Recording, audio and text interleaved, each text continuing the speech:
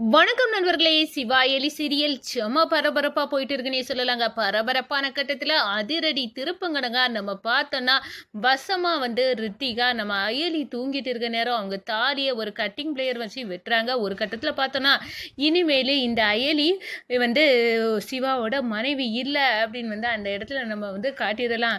அதோட நம்ம இந்திராணி எப்படியாவது கோவப்படுவா அயலி மேலே. ஒரு தாலியை வர உனக்கு உன் தாலியை எடுத்துருக்குன்னா அது ஒரு சகுன சரியில்லாத வேலை அப்படின்னு வீட்டுக்கு வந்த பாட்டியால் திட்டு கிடைக்கும். அதோட பார்த்தோன்னா அயலி இந்த வீட்டை விட்டு போகிற நிலைமைக்கு கூட இது நடக்கும் அப்படின்னு அந்த இடத்துல நினைக்கிறாங்க. தப்பு கிடக்குங்க ரித்திகா போட்டது. ஒரு கட்டத்தில் ரித்திகாவின் வேலையால் நம்ம சிவாய்க்கும் அயலிக்கும் மறுபடியும் திருமணத்தை பண்ணி வைக்கணும் அப்படின்னு இந்திராணி அதிரடியாக முடிவெடுத்து நம்ம சிவா அயலி திருமணம் உதயபெருமாள் கையால் தாலி எடுத்து கொடுக்க நடக்குதுங்க. அதை பற்றி தான் இந்த வீடியோக்குள்ளே பார்க்க போகிறோம். அதுக்கு முன்னாடி சேனலுக்கு லைக் அண்ட் சப்ஸ்கிரைப் பண்ணுங்க ஃப்ரெண்ட்ஸ். பக்கத்தில் இருக்க பெல் ஐக்கானையும் கிளிக் பண்ணுங்க. அப்பதான் நான் போட்டுற ஒவ்வொரு வீடியோவா நோட்டிஃபிகேஷனா உங்களுக்கு கிடைக்கும். வாங்க ஃப்ரெண்ட்ஸ் வீடியோக்குள்ள போகலாம். ஃபர்ஸ்ட் எடுத்த உடனே பார்த்தோம்னா ஒரு செம அதிரடியான பரபரப்பு கட்டம் தான். பரபரப்பான கட்டத்தில் நம்ம பார்க்க இருக்க நேரம் தாங்க வசமா நம்ம ரித்திகாக்க மனசுல அவ தான் ஒரு பெரிய ஆளு கணக்கா இந்த வீட்டில் திரியிறா. அவ ஓடுகாலி தானே, ஓடி போய் கல்யாணம் பண்ணிக்கிட்டு இந்த வீட்டில் அவ்வளோ உரிமையோடு இருப்பாளா? அதை வேற இந்த பாட்டி அவ கழுத்துல அவளே கட்டிக்கிட்ட தாலின்னு வேற சொல்றாங்க. எது நம்பதுக்கு? ஆனா எதையாவது ஒரு குழப்பத்தை உண்டு போனோன்னா அவள் கட்டின தாலியை நம்ம கட்டிங் பிளேயரை வச்சு வெட்டணும் அப்படின்னு ரித்திகா முடிவெடுக்கிறாங்க. கட்டிங் பிளேயரை தூக்கிக்கிட்டு அயலி உறங்கிட்டா. இதுதான் நல்ல சந்தர்ப்பம் அப்படின்னு நம்ம செல்வநாயகிட்ட தன்னோட ஐடியாவை ரித்திகா சொல்ல, செல்வநாயகியும் அதுக்கு டபுள் ஓகே சொல்ல, அப்படியே கட்டிங் பிளேயரை தூக்கி கொண்டு தாலியை அயலி உறங்கிட்டு இருக்க நேரம் கட் பண்ணுறாங்கன்னு சொல்லலாம். ஒரு கட்டத்தில் பார்த்தோன்னா கட் பண்ணி நம்ம அயலிக்கு ஒரு ஆப்பு வச்சிருவோம். வீட்டுக்கு வந்த பாட்டி கண்டிப்பாக அயலியை திட்ட போகிறாங்க. ஒரு மாங்கல்யம் கூட உனக்கு சரியா இல்லைன்னா அது பிறகு எதுக்காடி அப்படின்னு அந்த இடத்துல கோவப்பட போகிறாங்க. ஒரு ரணகலமே நடக்கும் இதை வச்சு அப்படின்னு அந்த இடத்துல நினைக்கிறாங்க. ஆனால் தப்பு கணக்கு போட்டுட்டாங்க. நம்ம இந்திராணிக்கிட்ட அண்ணி என்னோட தாலி உறங்கிட்டு இருக்க நேரம் நல்லா தான் இருந்தது, யாரோ கட் பண்ணியிருக்கிற மாதிரி இருக்குது அப்படின்னு காட்டிட்டு இருக்காங்க. இதுதான் நல்ல விஷயந்தான். உனக்கு நான் ஏற்கனவே கல்யாணம் உங்கள் ரெண்டு பேர்த்துக்கும் பண்ணி வைக்கணும் அப்படின்னு ஒரு திட்டத்தை போட்டேன்ல இந்திராணி அயலி. இது நல்ல விஷயந்தான். உனக்கும் சிவாக்கும் கல்யாணத்தை நடத்தி பார்க்கணுன்னு என்னோட ஆசை. அந்த ஆசை இனி நிறைவேற போகுது. என்ன நீ சொல்கிறீங்க? ஆமாம், நான் உங்கள் ரெண்டு பேர்த்துக்கும் கல்யாணம் நடத்தணும்னு ஏற்கனவே நான் சொல்லியிருந்தேன்ல.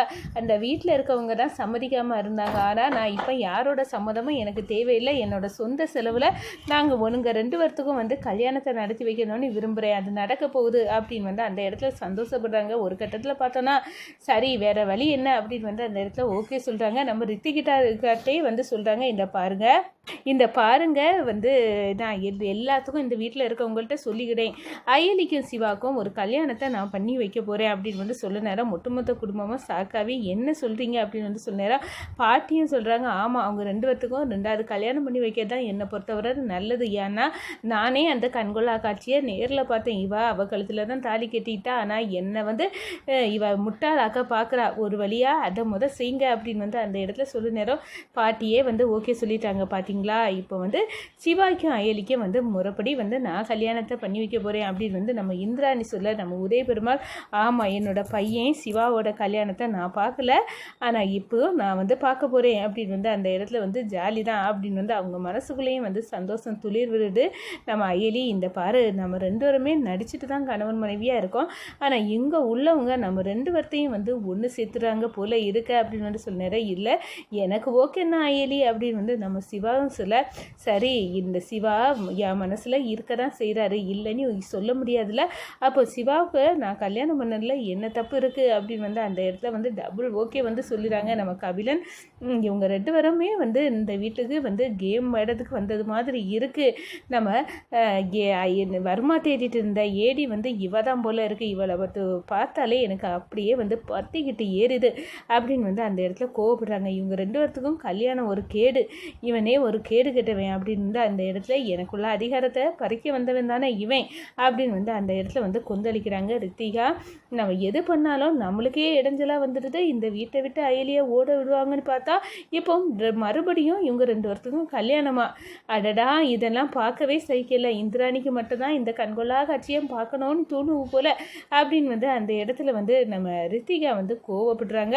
ஒரு கட்டத்தில் பார்த்தோன்னா நம்ம ஜோசியரை வந்து பார்த்து கல்யாணத்துக்குள்ள நாளையும் இந்திராணி குறிக்கிறாங்க. சிவாய்க்கும் அயலிக்கும் வந்து நான் கல்யாணம் பண்ணி வைக்க போகிறேன், என்னோட திட்டம் இது, வந்து என்னோட ஆசை நிறைவேறணும் அப்படின்னு வந்து அந்த இடத்துல சொல்கிறாங்க. மாப்பிள்ளை பொண்ணுங்களுக்கு வந்து துணி எல்லாம் எடுக்கிறதுக்கு கடைக்கு போவோம் அப்படின்னுலாம் வந்து அந்த ப்ராசஸ் எல்லாம் நடக்குது. இங்கே கபிலன் பார்க்குறாங்க, இவங்க 2 பேர்த்துக்கும் கல்யாணம் நடக்கிறதுக்கு முன்னாடி நான் வந்து கண்டிப்பாக வந்து உண்மையை கண்டுபிடிச்சே ஆகணும்.